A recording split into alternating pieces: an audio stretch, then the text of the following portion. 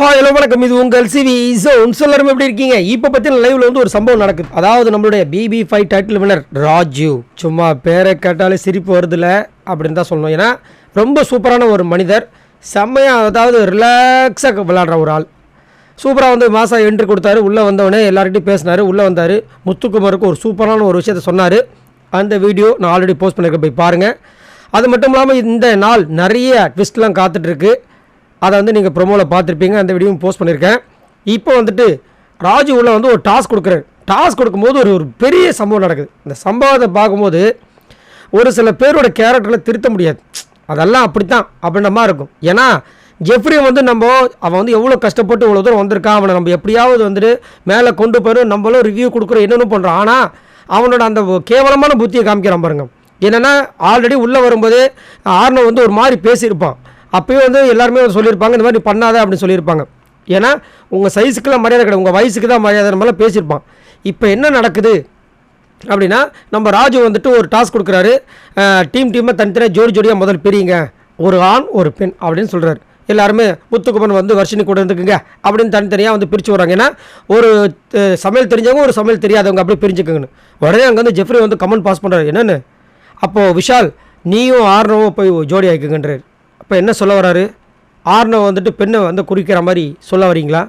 எவ்வளோ கேவலமாக வந்துட்டு இவ்வளோ பெரிய ஒரு நேஷ்னல் ஒரு டெலிவிஷனில் ஒரு பப்ளிக் ஒரு ஒரு கேம் ஷோவில் இவ்வளோ ஆர்னோ வந்து பேசுகிறது அன்றைக்கி தப்பு. அதுக்கு வந்துட்டு நம்ம விஜய் சேதுபதியும் ரோஸ்ட் கொடுத்துட்டாரு, உள்ளே இருக்க ஆட்களும் ரோஸ்ட் கொடுத்துட்டாங்க, எல்லாமே பண்ணியாச்சு.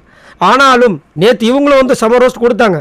அதுக்கப்புறமும் வந்துட்டு இவ்வளோ பெரிய ஒரு வார்த்தை, ஒரு பாலினத்தை வந்துட்டு அசிங்கப்படுத்துகிற மாதிரி. அது ஏங்க வந்து இந்த மாதிரி இவ்வளோ கீழ்த்தரமாக பேசுகிறாங்கன்னு சத்தியமாக புரியல.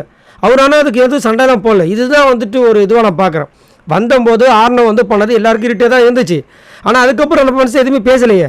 ஆனால் தொடர்ந்து தாக்குற மாதிரி விஷயங்கள் இப்போ ஜெஃப்ரி வந்து இதுக்கு முன்னாடி இந்த பிக் பாஸ் வீட்டுக்கு என்னென்ன பண்ணியிருக்காரு நம்ம எல்லாருக்குமே தெரியும். ஆனால் அந்த பையன் கஷ்டப்பட்டு வந்துட்டு இருக்கா, அவனை வந்து ஏதாவது பண்ணணும்னு நம்ம எல்லோரும் நினச்சா கூட அவனே வந்துட்டு அதை புட் பண்ணிக்கிறான். இப்போ இங்கே வந்துட்டு இந்த மாதிரி ஒரு வார்த்தையை சொல்லியிருக்கான்.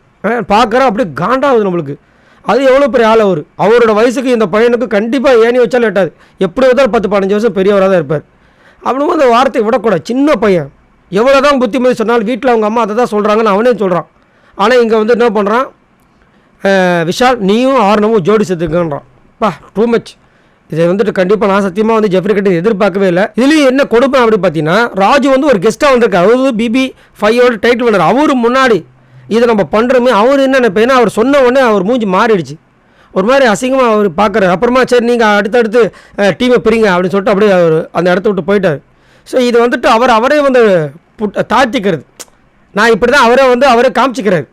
நான் பார்த்தீங்களா இப்படி தான் கலாய்ப்பேன், அப்படி நம்ம இதுதான் எனக்கு பிடிக்குன்ற மாதிரி காமிச்சிக்கிறாப்புல. என்னத்தை சொல்ல, இதே எண்ணத்தோடு இருந்தாருன்னா கண்டிப்பாக வாழ்க்கையில் வந்து யாராக இருந்தாலும் இந்த மாதிரி ஒரு எண்ணத்தோடு இருக்க உங்களால் உருப்பட முடியாது, முன்னேற முடியாது. இன்னொரு கருத்து, உங்களோட கருத்தை சொல்லுங்கள். பாய் நண்பர்களே.